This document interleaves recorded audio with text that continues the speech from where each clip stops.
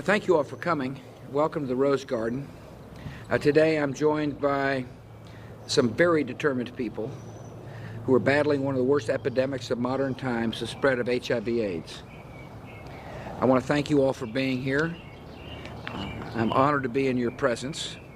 And I want to thank others who are joining us in this important cause as well, starting with Ambassador Mark Diabol, who's the U.S. Global AIDS Coordinator. He runs our PEPFAR initiative. Mark, thank you for being here. As well as Rajat Gupta, who is the chairman of the board of the Global Fund to Fight AIDS, Tuberculosis, and Malaria. Rajat, we're proud you're here. He told me something very interesting. Actually, he and I attended the same graduate school, and he said, it's important for people who've been successful in the business world to contribute something back to society. And Rajat, thank you for that spirit, and thank you for that compassion and concern. Secretary Mike Levitt is with us, the Department of Health and Human Services, Ambassador John Negroponte, Deputy Secretary of State. I'm about to make an important initiative. I appreciate the members of my administration for joining us to hear this initiative. The U.S. and our citizens have tackled HIV/AIDS aggressively. Many HIV-positive Americans are able to lead productive lives. The story has been quite different elsewhere, especially in sub-Saharan Africa. When I took office, an HIV diagnosis in Africa's poorest communities was usually a death sentence. Parents watched their babies die needlessly because local clinics lacked effective treatments. The story of a mother of Kenya affected me deeply when she couldn't afford drugs except for one person in her family, so she forgave her own treatment to save her son. Despairing families who had lost everything to AIDS started to believe that they had been cursed by the Almighty God. This modern-day plague robbed Africa and other countries of the hope of progress and threatened to push many communities toward chaos. The United States has responded vigorously to this crisis. In 2003, I asked Congress to approve an emergency plan for AIDS relief. Our nation pledged $15 billion over 5 years for HIV/AIDS prevention, treatment, and care in many of the poorest nations on earth. In the years since, thanks to the support of the United States Congress and the American people, our country has met this pledge. This level of assistance is unprecedented and the largest commitment by any nation to combat a single disease in human history. This investment has yielded the best possible return: saved lives. To date, the emergency plan has supported treatment for 1.1 million people infected with HIV. It's a promising start. Yet without further action, the legislation that funded this emergency plan is set to expire in 2008. Today, I ask Congress to demonstrate America's continuing commitment to fighting the scourge of HIV/AIDS by reauthorizing this legislation now. I ask Congress to double our initial commitment and improve an additional $30 billion for HIV/AIDS prevention, for care, and for treatment over the next 5 years. This money will be spent wisely through the establishment of partnership compacts with host nations. These compacts would ensure that U.S. funds support programs that have the greatest possible impact and are sustainable for the future. America will work with governments, the private sector, and faith and community-based organizations around the world to meet measurable goals. To support treatment for nearly 2.5 million people, to prevent more than 12 million new infections, and to support care for 12 million people, including more than 5 million orphans and vulnerable children.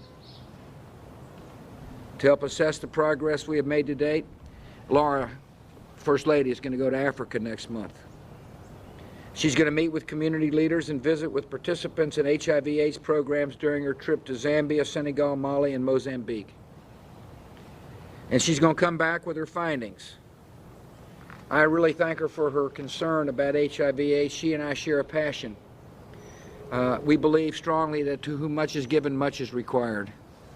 Much has been given the United States of America. Therefore, I believe strongly, as does she, that much is required of us in helping solve this problem. The statistics and dollar amounts I've cited in the fight against HIV/AIDS are significant. But the scale of this effort is not measured in numbers. This is really a story of the human spirit and the goodness of human hearts. Once again, the generosity of the American people is one of the great untold stories of our time. Our citizens are offering comfort to millions who suffer and restoring hope to those who feel forsaken. You know, one good example of this good work is supported by, that the U.S. supports, is called the Coptic Hope Center in Nairobi, Kenya.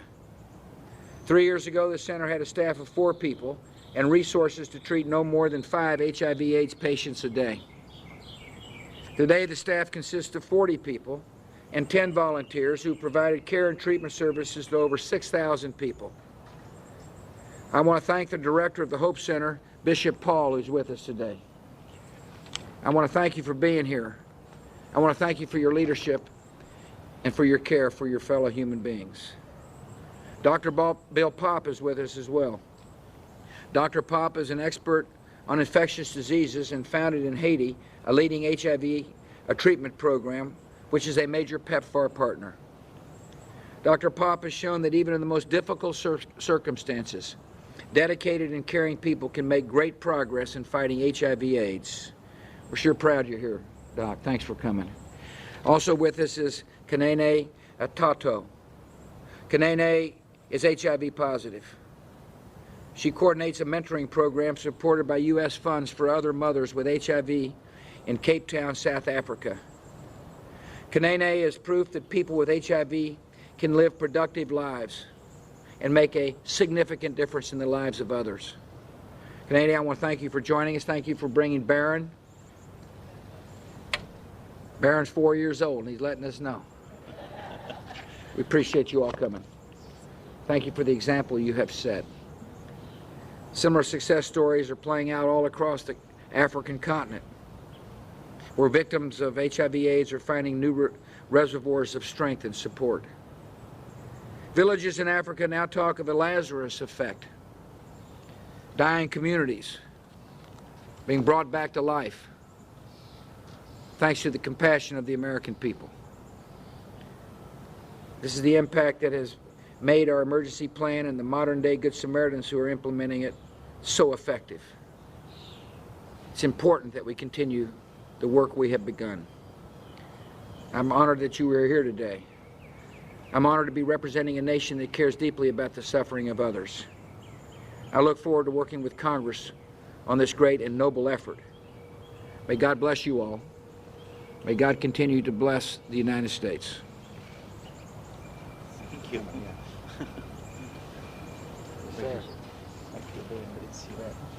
Come on, Bishop. Come on, Baron. Here you go, buddy. Yeah. He's a good boy, isn't he? Baron. Give him away, Baron. Yeah. He's a good boy. All right. We'll go back inside and get some air conditioning. Come on. Come on, yeah. President?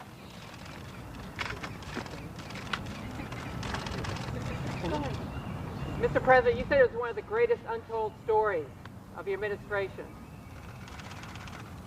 Can we ask you about that a little more?